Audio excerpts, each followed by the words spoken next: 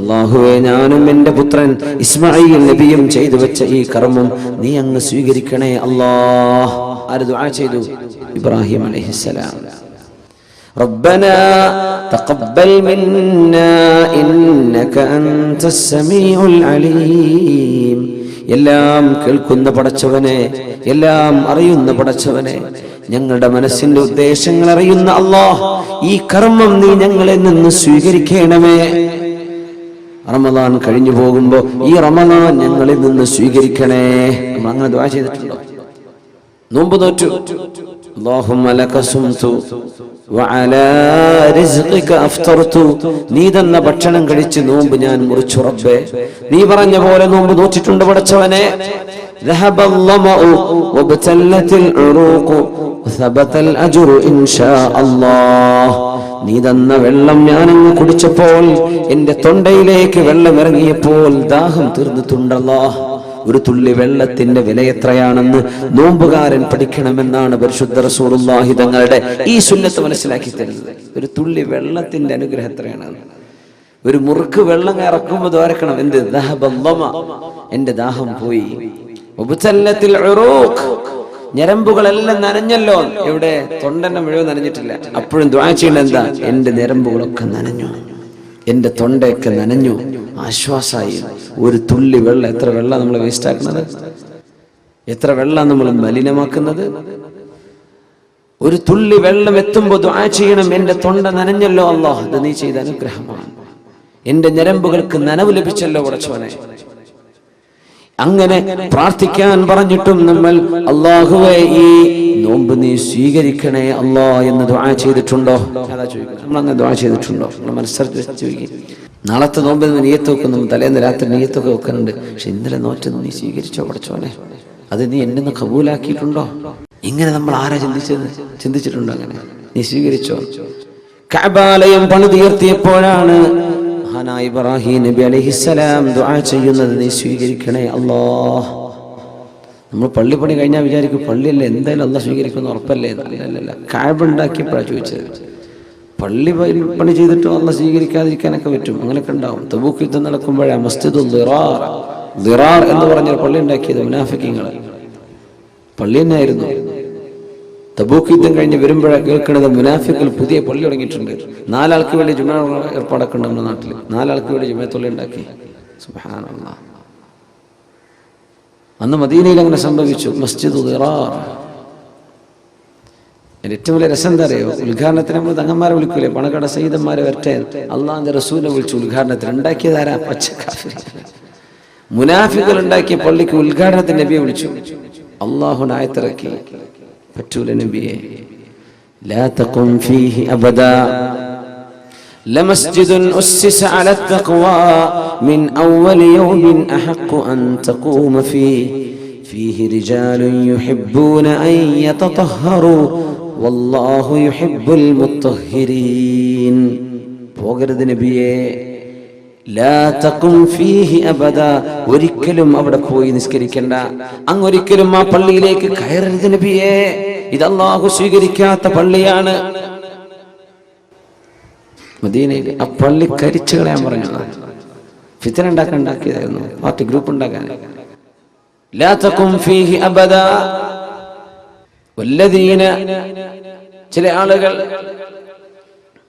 തഖദൂ മസ്ജിദൻ ദിറാറൻ, മുസ്ലിമീങ്ങളെ ബുദ്ധിമുട്ടാക്കാൻ ഉണ്ടാക്കിയത്. നിയ്യത്ത് എന്താ? അതിനനുസരിച്ച് കൂലി കിട്ടുന്നു. അറബിന്റെ പൈസ കൊണ്ടൊന്നും ഉണ്ടാക്കിയിട്ടുണ്ടെന്ന് അല്ലാഹ് സ്വീകരിച്ചുകൊണ്ടെന്നില്ല. അറബിക്ക് കൂലി കിട്ടും, പക്ഷെ ഇവിടെ ഉണ്ടാക്കിയത് എന്തിനാന്ന് ആലോചിക്കണം. ഏത് വിഷയം അങ്ങനെയാണ്. ഇസ്ലാമിന്റെ വിഷയങ്ങളൊക്കെ നിയ്യത്തുമേല കിടക്കുന്നത്. പള്ളിന്റെ പെയിന്റും ചുരുക്കൊന്നുമല്ല, വലുപ്പവും മിനാരത്തിന്റെ ഹൈറ്റോ ഇതൊന്നും വിഷയമല്ല. അത് ഉണ്ടാക്കിയത് എന്തിനാണ്? ലക്ഷ്യം എന്താ? എന്തിനാ നമ്മൾ നോമ്പോറ്റത്? അല്ലാഹു നോക്കുന്നത്. എന്തിനു നമ്മളിത് ചെയ്തത്? എന്തിനു നമ്മൾ ഉംറ ചെയ്തു? എന്തിനു നമ്മൾ സത്യം പറഞ്ഞ് ജീവിക്കുന്നു? എന്തിനു നമ്മൾ ആളുകളെ വഞ്ചിക്കാതെ ജീവിക്കുന്നു? എന്താ നമ്മുടെ ലക്ഷ്യം? ആ ലക്ഷ്യം നന്നായാൽ മാത്രമേ അല്ലാഹു കബൂലാക്കുന്നുള്ളൂ. അത് മാത്രമോ? കബൂലാക്കണേ എന്ന് ദുആ ചെയ്യണം. റബ്ബനാ തഖബ്ബൽ മിന്നാ, നീ ഞങ്ങളിൽ നിന്ന് സ്വീകരിക്കണേ അല്ലാഹ്. ഇനി അത് ദുആ ഇറക്കേണ്ട സമയമാണ്. പരിശുദ്ധ റമദാൻ യാത്ര പറഞ്ഞു പോവുകയാണ്. ഞാനിനി വരുമോ എന്നറിയില്ല, ഞാൻ വരുമ്പോൾ നിങ്ങൾ ഉണ്ടാകുമോ എന്നറിയില്ലെന്ന് റമദാൻ ഇങ്ങനെ പറയുന്ന പോലെ ഞാൻ പോവാണ്. റബ്ബനാ അല്ലാഹുവേ തഖബ്ബൽ മിന്നാ, നീ ഞങ്ങളിൽ നിന്ന് സ്വീകരിക്കണേ എന്ന് ദുആ ചെയ്യാൻ പഠിപ്പിച്ചു അല്ലാഹുവിന്റെ റസൂലിന്റെ വല്ലിപ്പയായ ഇബ്രാഹിം നബി അലൈഹിസ്സലാം. കഅബ ഉണ്ടാക്കിയപ്പോഴാണ് ദുആ ഇരുന്നത്. അതിൽ ഏറ്റവും വലിയ അത്ഭുതം, കഅബ ഉണ്ടാക്കി പിന്നെ എന്തിനാ ദുആ ഇറക്കേണ്ടത്? കഅബ അല്ലാഹുവിന്റെ, അല്ലാഹ് ഉണ്ടാക്കാൻ പറഞ്ഞു. അല്ലാഹു കൊണ്ടുവന്നത് ഇബ്രാഹിം നബിയെ ഫലസ്തീനിൽ നിന്ന് മക്കയിലേക്ക്, കുറെ മലകളുടെ ഇടയിൽ. എവിടെയാണ് കഅബ എന്നറിയോ? ഇല്ല. കുറെ കാക്കകളെ പറഞ്ഞു വെച്ചു. ആ കാക്കകളെ കാണുമ്പോൾ നോക്കണം താഴേക്ക്, അവിടെ ഉറുമ്പുണ്ടാകും. അടയാളങ്ങൾ പറഞ്ഞെടുത്തു, മേഘം ഇറക്കി കൊടുത്തു. അതിൻ്റെയൊക്കെ പരിസരത്ത് തപ്പി നോക്കിയാൽ ഒരു ഫൗണ്ടേഷൻ കാണും. അതും ഇടത്തേക്ക് കഅബാലയത്തിന്റെ ചുമരുകൾ എന്ന്. അത് അള്ളാഹുവിന്റെ മുഴുവൻ ഡിവൈൻ ഇൻസ്പിറേഷൻ, അള്ളാഹു നൽകുന്ന ഡിവൈൻ റെവലേഷൻ, അള്ളാഹുവിന്റെ വഹി അനുസരിച്ച് ചെയ്ത പള്ളിയാണ്. എന്നിട്ടും ഇബ്രാഹിം നബി എന്താ പറഞ്ഞെന്നറിയോ? റബ്ബനാ, ഞങ്ങളുടെ രക്ഷിതാവേ, തഖബ്ബൽ മിന്നാ, ഇത് ഞങ്ങളിൽ നിന്ന് സ്വീകരിക്കണേ അല്ലാഹ്. അള്ളാഹു നമ്മുടെ നോമ്പൊക്കെ സ്വീകരിക്കട്ടെ, നമ്മുടെ റമദാൻ അള്ളാഹു കബൂൽ ചെയ്യട്ടെ, നമ്മൾ ചെയ്ത ദാനധർമ്മങ്ങൾ അള്ളാഹു സ്വീകരിക്കട്ടെ, നമ്മുടെ പ്രാർത്ഥനകൾ അള്ളാഹു സ്വീകരിക്കട്ടെ. അള്ളാഹു നമുക്ക് പുറത്തു തരട്ടെ. ആമീൻ യാ റബ്ബൽ ആലമീൻ. ربنا تقبل منا إنك أنت السميع العليم. എല്ലാം അറിയുന്ന പടച്ചവനെ, നീ ഞങ്ങളിൽ നിന്ന് കബൂലാക്കണമേ. ഇന്നമാ യതഖബ്ബലുല്ലാഹു മിനൽ മുത്തഖീൻ. അല്ലാഹുവിനെ സൂക്ഷ്മതയോടുകൂടെ ജീവിക്കുന്നവരിൽ നിന്നേ അല്ലാഹു സ്വീകരിക്കുന്നുള്ളൂ. അതാ വിഷയം. സൂക്ഷ്മതയുള്ളവരിൽ നിന്നേ അല്ലാഹു സ്വീകരിക്കുന്നുള്ളൂ. അല്ലാത്തതൊക്കെ നോമ്പോറ്റോ, ആ നോറ്റു, നിസ്കരിച്ചു, ഇത് ഫയലിൽ സ്വീകരിക്കോ? സ്വീകരിക്കാൻ പറ്റൂല, നമുക്ക് പരിഗണിക്കാൻ പറ്റൂല, പരിഗണക്കിന് എടുക്കില്ല സംഭവമൊക്കെ. നിസ്കരിച്ചു. അല്ലാഹു ചില ആളുകളെ സംബന്ധിച്ച് പറഞ്ഞു അർത്ഥങ്ങൾ,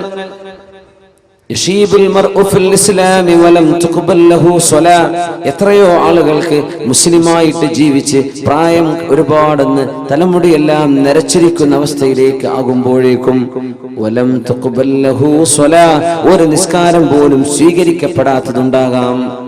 ഒരുപാട് കാലം നിസ്കരിച്ചിട്ടുണ്ട്, അല്ലാഹു സ്വീകരിച്ചത് ഒന്നുപോലും ചിലപ്പോൾ ഉണ്ടാവില്ല. ഇന്നമാ യതഖബ്ബലുല്ലാഹു മിനൽ മുത്തഖീൻ.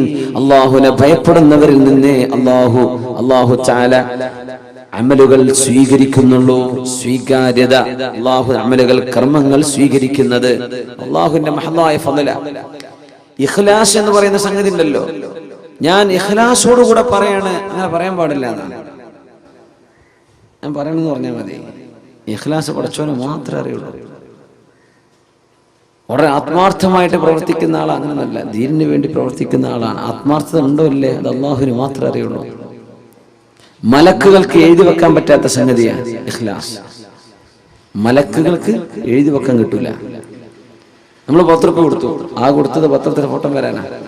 നമ്മുടെ മലബാർ വാർത്തയിലോ ഉത്തരദേശത്തിലോ ഏതെങ്കിലും ഒരു പത്രത്തിൽ ഫോട്ടോ വരണം നമ്മളെ കൊടുക്കണത്. അതിനെ കവറൊക്കെ ഉണ്ടാക്കി കുറച്ച് പൈസ ചെലവാക്കിയത്, പൈസ കൊടുത്തത് സംഭാവന ചെയ്തിട്ടുണ്ടെന്ന് മലക്കൾ രേഖപ്പെടുത്തും. റമദാൻ മാസം 28 അന്ന് വൈകുന്നേര സമയം ഇതാ ഒരു സംഭാവന ചെയ്തിട്ടുണ്ട്, ഫുലാൻ ഇബ്നു ഫുലാൻ. നാളെ അള്ളാഹു എടുത്തിട്ട് ചോദിക്കുന്ന, നീ ചെയ്തത് ഇതിനല്ലേ? അതവിടെ കഴിഞ്ഞു, അവിടെ പ്രിന്റ് ചെയ്ത് വന്നു, ആൾക്കാരൊക്കെ വായിച്ചു, ഇനി ഇവിടെ ഒന്നുമില്ല. എന്തുകൊണ്ട് മലക്കുകൾ അത് എഴുതി വെച്ചു എന്നാണ്. മലക്കുകൾക്ക് അറിയൂല മനസ്സിന്റെ ഉള്ളിൽ നിയ്യത്ത് എന്താണ്, അത് അല്ലാഹുവിന് മാത്രമേ അറിയൂ. അതുകൊണ്ടാണ് ഒരാളും എനിക്ക് ഇഖ്ലാസ് ഉണ്ട് എന്ന് പറയരുതെന്ന് പറയാൻ കാരണം. പറയണ്ട, അവിടെ ഉണ്ടായാൽ മതി, പറയേണ്ട ആവശ്യമില്ല. ഞാൻ ആത്മാർത്ഥമായിട്ട് അഭ്യർത്ഥിക്കുകയാണ്, അങ്ങനെയൊന്നും പറയണ്ട. ഞാൻ ആത്മാർത്ഥമായിട്ട് പറയാണ്, ഞാൻ പറയണമെന്ന് പറഞ്ഞാൽ മതി.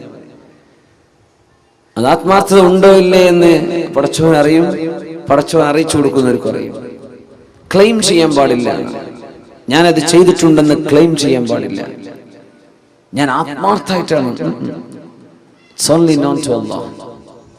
നമുക്ക് ആർക്കും അറിയില്ല, ഒരു മനുഷ്യനും അറിയാൻ പറ്റില്ല.